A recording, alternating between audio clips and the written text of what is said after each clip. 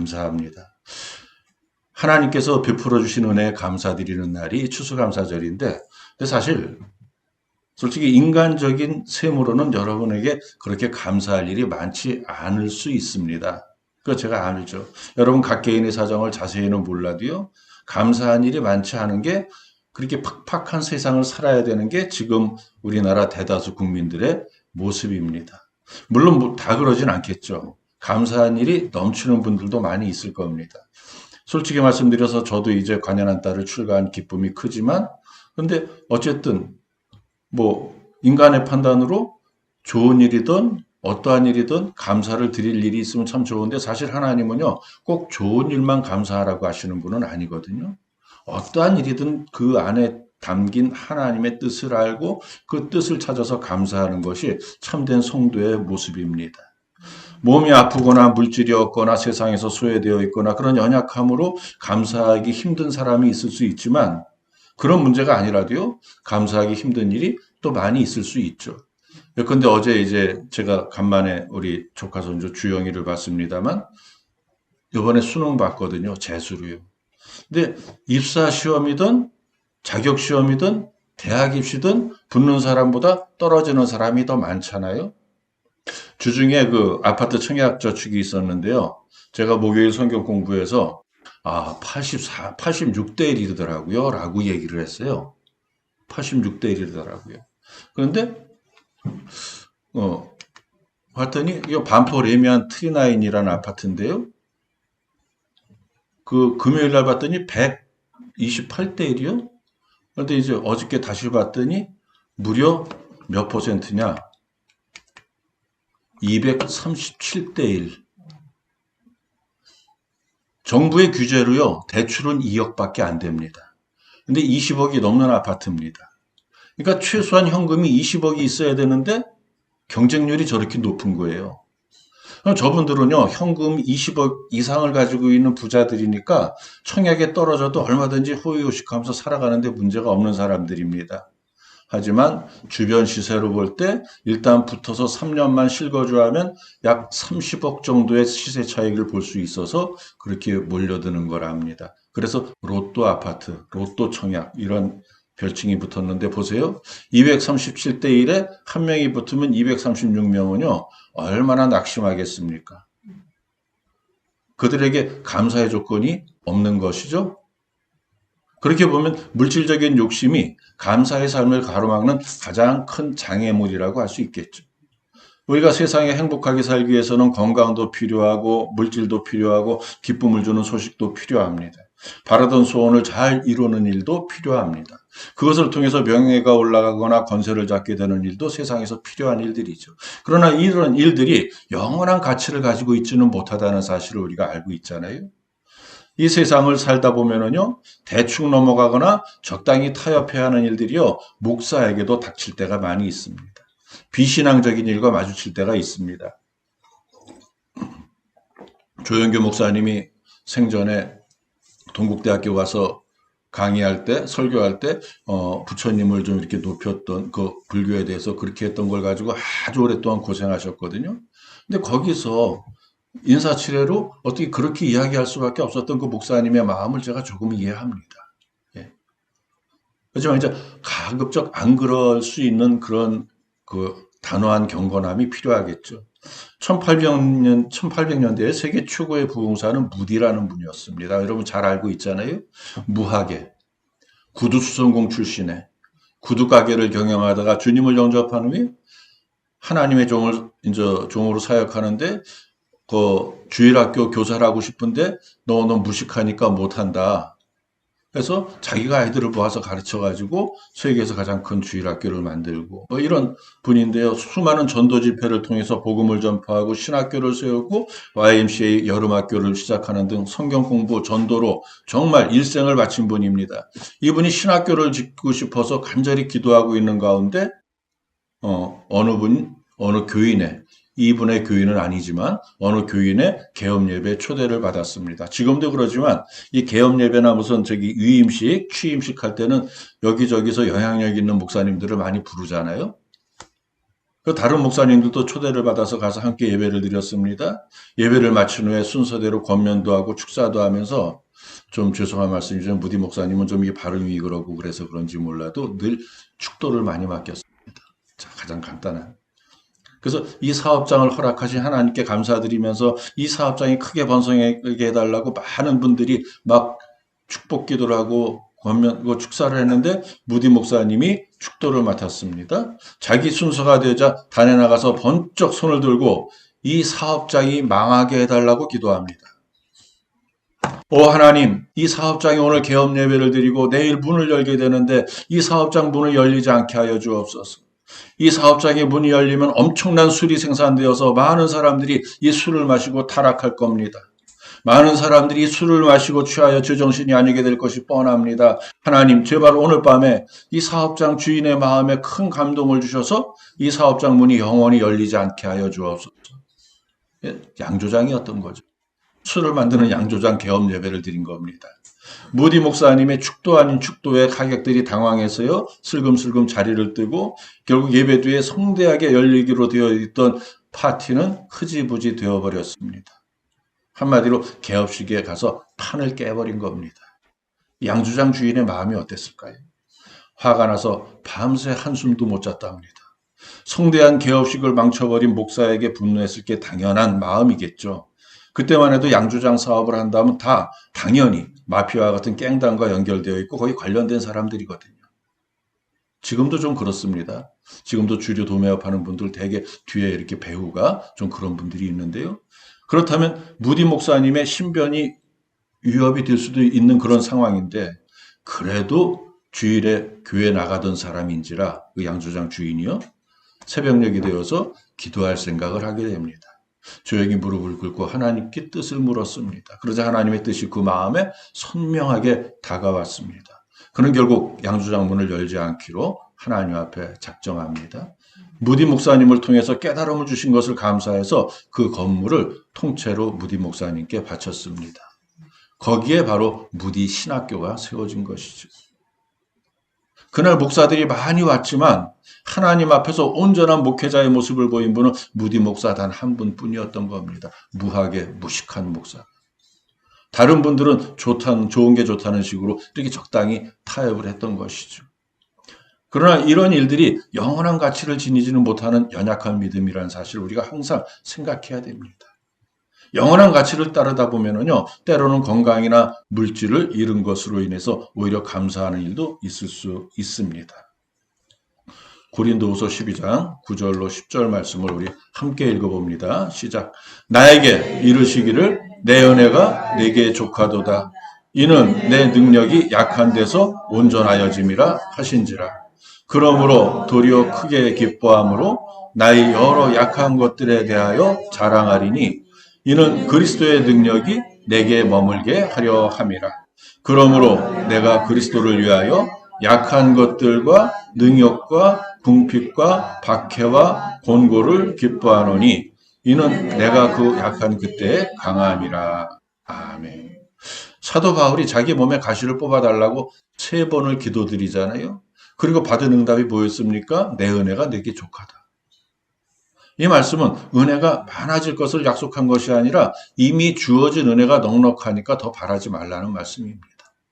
바울이 바란 것은 병의 치유라는 외적인 변화였지만 하나님이 주신 것은 바울의 환경을 바꾸는 은혜가 아니라 환경을 견디고 이겨나가게 하는 그러한 은혜였습니다. 신앙의 본질이 바로 여기 있는 겁니다. 우리는 종종 문제의 해결을 은혜라고 생각합니다. 하나님은 문제 속에서도 흔들리지 않게 하시는 그 내적 능력을 더 큰 은혜로 보십니다. 하나님은 바울에게 말씀합니다. 바울아, 내 상황이 낫지 않아도 괜찮아. 내가 내 안에 항상 있잖아. 은혜는 상황이 완성되는 것이 아니라 하나님이 함께 하시는 상태, 바로 그 자체인 것이죠.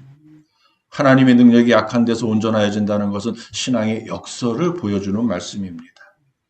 우리는요, 스스로 강하다고 느끼는 순간에는 하나님을 덜 의지합니다. 내 능력이나 내 경험이 아주 앞장서 있다고 생각할 때 오히려 하나님이 드러나지 않는 경우가 많습니다. 그러니까 우리의 약함, 다른 말로 우리의 비어있음은 하나님의 능력을 받아들이기 위한 그러한 공간이 되어질 수 있는 겁니다. 인간의 능력이 부족할 때 비로소 하나님의 능력이 개입할 여지가 생기는 겁니다. 성경을 보면 하나님은 사람이 약할 때 더 강하게 나타나시는 일이 많습니다. 우리가 무너져야 하나님이 보입니다. 바울은 자신의 약함이 하나님이 일하시는 자리라는 것을 깨달았습니다. 그래서 더 이상 약함을 숨기지 않았습니다. 약함이 부끄러움이 아니라 하나님의 영광이 드러나는 그러한 자리라는 것을 발견했기 때문이죠. 약함은 제거할 대상이 아니라 은혜의 통로라는 사실을 깨달은 것이죠.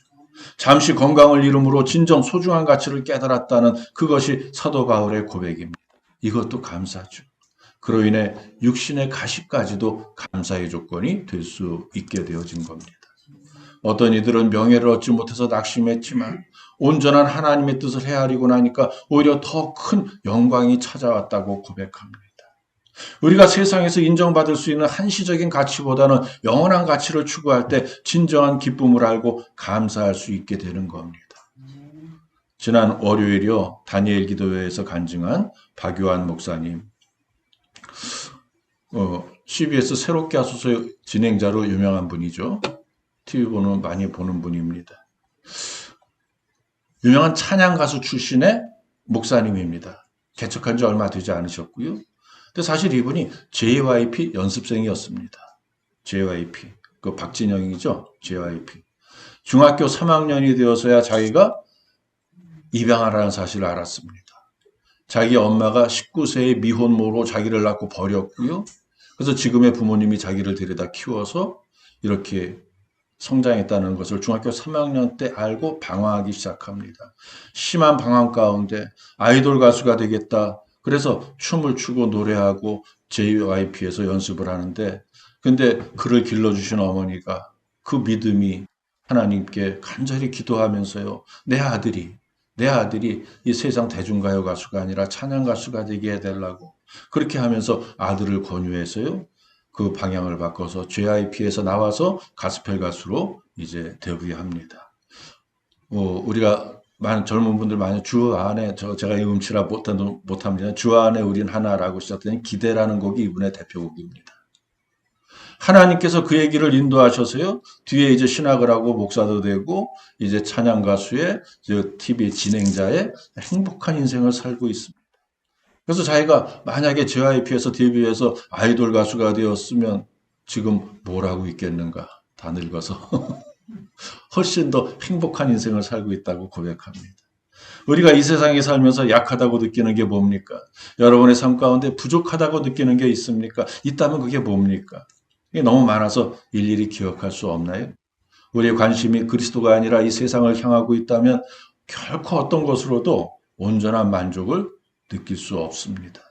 아무리 부해지고 아무리 풍성해지고 아무리 형통한 삶을 살아도 늘 해결할 수 없는 목마름이 우리의 마음을 괴롭게 할 겁니다. 이왕이면 이것보다 더 많이 벌어야지. 아니면 막 내가 이제 기껏해야 뭐 국내 100대 재벌인데 10대 재벌 안에 들어가야지. 기왕이면 지금보다 더 유명해져야지. 기왕이면 더 많은 땅과 많은 집을 가져야지. 기왕이면 지금 마누라보다 더 예쁜 여자 새로 얻어야지. 뭐 이런, 죄송합니다. 기왕이면 내 자식들은 특별하게 키워야지. 그러려면 아직 너무 부족해. 뭐 실제 그런 재벌 그룹 회장이 있어서 하는 말입니다. 예. 기왕이면 좀 더. 이것이 영원히 만족한 삶을 살지 못하게 만드는 사단의 교활한 속임수라는 사실을 분명히 기억하셔야 됩니다. 말이 나왔으니까 말인데, 그 재벌회장이 실제 그렇게 실천을 했는데, 그러다가 고민이 돼서 자기 교회 담임 목사에게 그 상담을 했더니 목사가 뭐라 그럽니까? 뭐 약한 자를 위하여 울라. 그러면서 조강지철 버리고 첩을 아내로 삼으라고 권유했대잖아요. 그게 목사입니까? 그건 정말 있을 수 없는 일이죠. 있을 수 없는 일입니다. 지금 재판이 거의 마무리되어 가고 있습니다만, 어쨌든 지금 가진 것에 만족하고 열심히 일하면 나보다 모르게 더 큰 결실을 얻게 됩니다. 오늘 말씀 보니까요, 예수님께서 모든 도시와 마을에 두루 다니셨습니다. 나사렛에서 예루살렘과 사마리아, 갈릴리와 베다니와 가버나움과 가이사라 빌립보까지 그 먼 길을 어떻게 다니셨어요? 걸어 다니셨죠. 걷다가 피곤하면 쉬신 기록도 성경에 나오잖아요. 온전한 인간으로 오셨기 때문에 다리 아프고 목마르고 시장하신 겁니다. 온전한 인간으로 오셨기 때문에 인간에게는 세속적인 욕심이 있을 법도 했지만 그러나 그건 없었죠. 또 온전한 하나님이기도 하셨기 때문에. 하지만 주님이 그 물질이나 권세에 대한 어떤 욕심도 없이 하나님께만 관심을 가지고 있었던 것은 온전한 하나님으로서 또 당연한 일이고요. 그리고 특별히 주님이 가지고 있던 관심이 뭡니까? 그것은 사명입니다. 예수님께는 성부 하나님으로부터 받은 사명을 완수하는 일이 가장 중요했습니다. 사명을 이위해서는 일하실 때는 배도 고프지 않았습니다.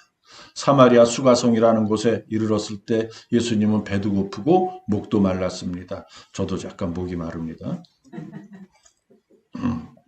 제자들이 먹을 것을 구하러 동네에 들어갔습니다. 예수님은 우물로 가셨습니다. 목이 말랐기 때문에. 그런데 그 우물에 한 여인이 물을 길러 가기 위해 나왔습니다. 예수님이 그 여인에게 생명의 말씀을 전합니다. 기구한 과거를 가진 여인이 그 자리에서 변화되었잖아요. 그때 제자들이 돌아와서 음식을 드시라고 했죠. 요한복음 4장 31절로 34절 말씀 보세요. 제가 읽어드릴게요. 그 사이에 제자들이 청하여 이르되 랍비여 잡수소서 이르시되 내게는 너희가 알지 못하는 먹을 양식이 있느니라. 제자들이 서로 말하되 누가 잡수실 것을 갖다 드렸는가 하니 예수께서 이르시되 나의 양식은 나를 보내신 이의 뜻을 향하며 그의 일을 온전히 이루는 이것이니라. 아멘. 예수님은 이미 시장하지 않으셨습니다. 아직 아무것도 안 드셨죠? 하지만 그 여인으로 인하여 충분히 배부르셨던 겁니다. 한 여인의 생명을 구원하신 기쁨은 단순한 시장기에 비할 바가 못 됩니다. 아무리 피곤하고 아무리 허기지고 아무리 육체적인 고난이 따를지라도 받은 사명을 위해서 일할 수만 있다면 바로 그게 양식이고 배고픔조차 느낄 수 없었던 큰 기쁨인 겁니다. 목사인 저도 가끔 이런 경험을 하잖아요. 제 아내가 압니다만 제가 목회하기 전에 저는 끼니가 걸으면 큰일 나는 사람입니다. 시장하면 못 참습니다. 손발이 떨려서 일을 못 합니다. 근데 목회하면 그게 안 되잖아요. 요즘은 신방이 없지만 과거에는 갑자기 신방을 하거나 또 상담할 때도 많이 있었고요. 뭐 때를 거르는 넘기는 일들 많이 있었습니다만 그런 때도요. 목회하기 전하고는 다르게요. 전혀 배고프지 않았습니다. 과거에 우리 소천하신 광현희 권사님 모시고 병원 다닐 때 심한 경우에는 하루 종일 굶었습니다.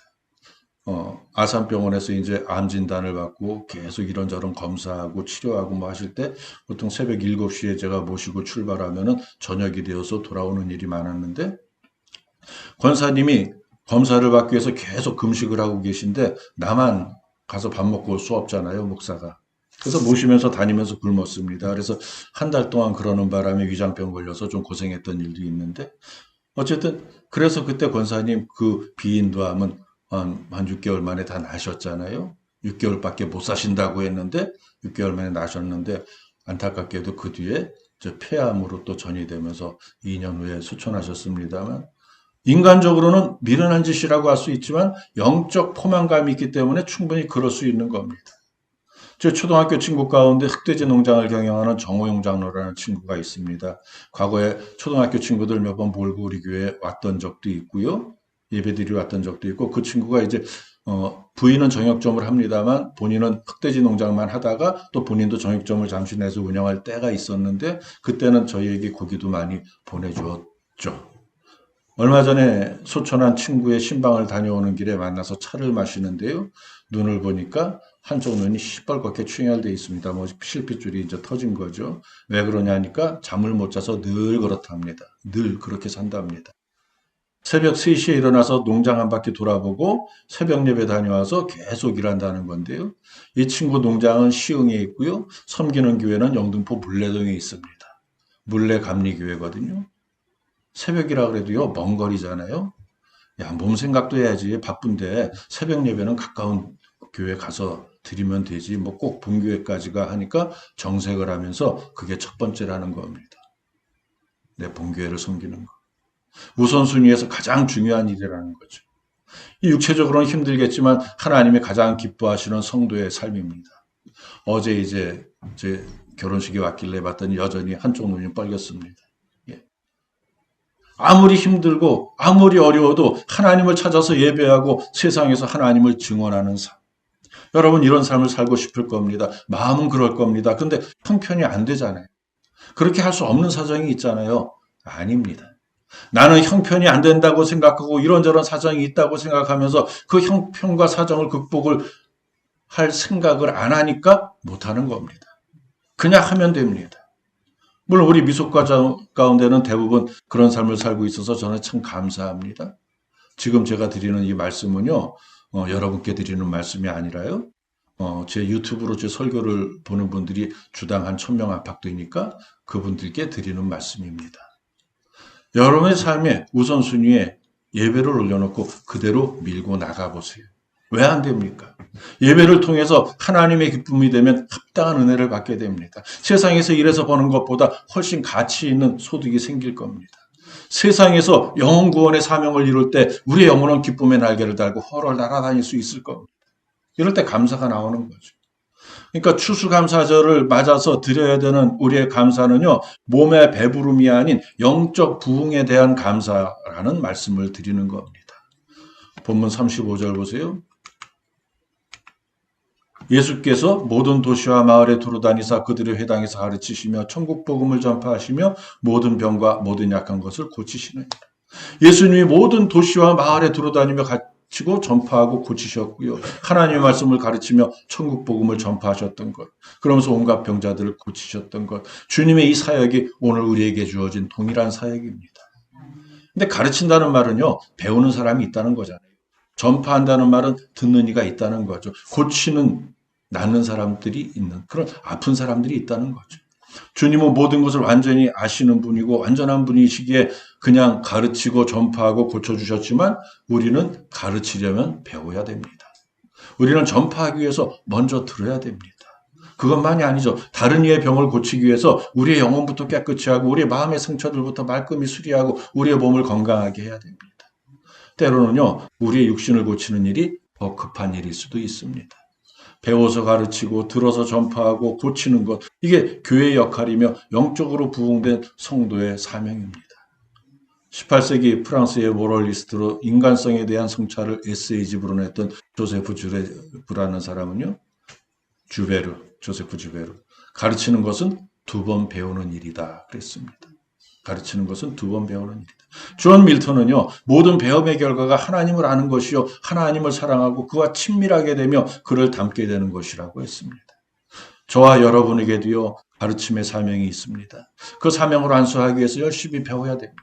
많이 가르치고 많이 배워야 됩니다. 그 과정에서 느낄 수 있는 영적 충만함과 세상의 어떤 기쁨도 당하지 못할 크고 아름다운 감사의 기쁨을 경험하시기를 주의 이름으로 축복합니다.